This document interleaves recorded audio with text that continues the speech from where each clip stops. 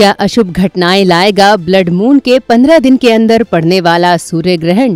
क्या भारत और चीन के पौराणिक ग्रंथों के साथ साथ बाइबल में भी दी गई है चेतावनी?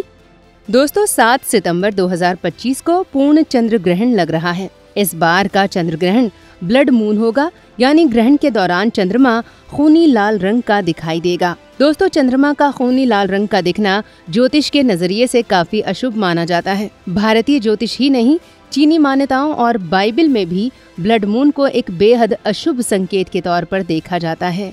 फिर 15 दिन के अंदर ही 21 सितंबर को सूर्य ग्रहण लग रहा है।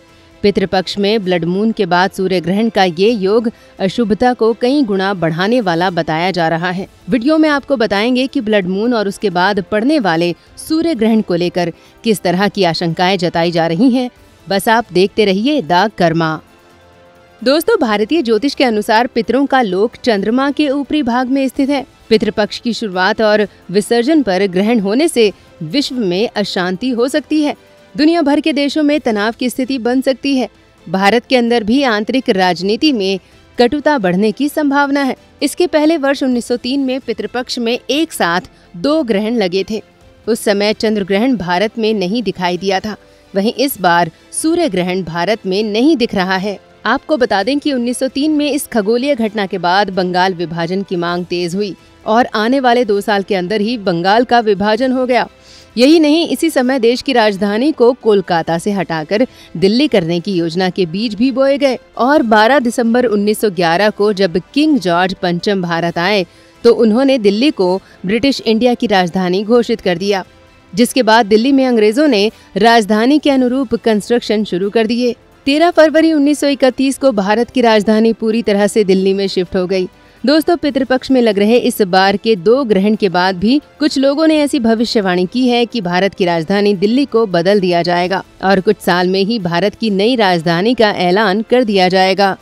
दोस्तों, ब्लड मून के बारे में दुनिया भर में धार्मिक दृष्टिकोण के साथ साथ भविष्यवाणी बताने वाले कई दृष्टिकोण प्रचलित हैं। इसे अक्सर किसी बड़ी घटना, अंत का समय या पवित्र घटनाओं से जोड़ा जाता है। ईसाई धर्म ग्रंथ बाइबल के कुछ विद्वानों का मानना है कि ब्लड मून जैसी खगोलीय घटनाएं बड़े धार्मिक अर्थ रखती हैं, खासकर जो यहूदी त्योहारों से जुड़ी होती हैं। कुछ विद्वानों ने ब्लड मून को अंत समय या दुनिया के अंत से जुड़े एक संकेत के रूप में देखा है, जिसमें ग्रहणों की एक सीरीज या श्रृंखला का भी उल्लेख किया गया है।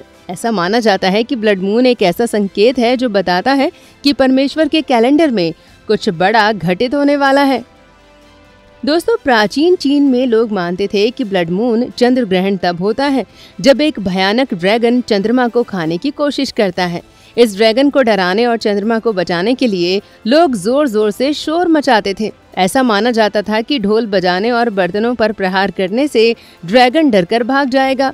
चीन में ब्लड मून को बुरी शक्ति का संकेत माना जाता था, इसलिए राजा को बचाने और उसके ऊपर से अशुभ प्रभाव को हटाने के लिए ग्रहण के दौरान राजा के स्थान पर एक मूर्ति रख दी जाती थी। ग्रहण के बाद इस झूठी मूर्ति को नष्ट कर दिया जाता था और वास्तविक राजा अपना सिंहासन ग्रहण कर लेता था। भारतीय ज्योतिष में भी पितृपक्ष के दौरान ब्लड मून और फिर सूर्य ग्रहण को लेकर कई तरह की आशंकाएं जताई गई हैं। दोस्तों, कुल मिलाकर हम कह सकते हैं कि पितृपक्ष के दौरान पहले ब्लड मून वाला चंद्र ग्रहण और फिर सूर्य ग्रहण आगे ऐसे समय को लाते हैं जो पुराने बोझ उतारने, नई शुरुआत करने और भाग्य के नए रास्ते खोलने का मार्ग खोलते हैं। ऐसे में पूरी मानव जाति को एक बड़े बदलाव के साथ साथ एक नई शुरुआत करने के लिए तैयार रहना चाहिए। दोस्तों, पितृपक्ष के दौरान पहले ब्लड मून और फिर सूर्य ग्रहण के लगने को लेकर जो भविष्यवाणियां की गई हैं, उन्हें लेकर आप क्या सोचते हैं, कमेंट बॉक्स में जरूर बताएं। वीडियो को लाइक और शेयर करें, चैनल को सब्सक्राइब करें और नोटिफिकेशन के लिए बेल आइकन दबाना बिल्कुल ना भूलें। धन्यवाद।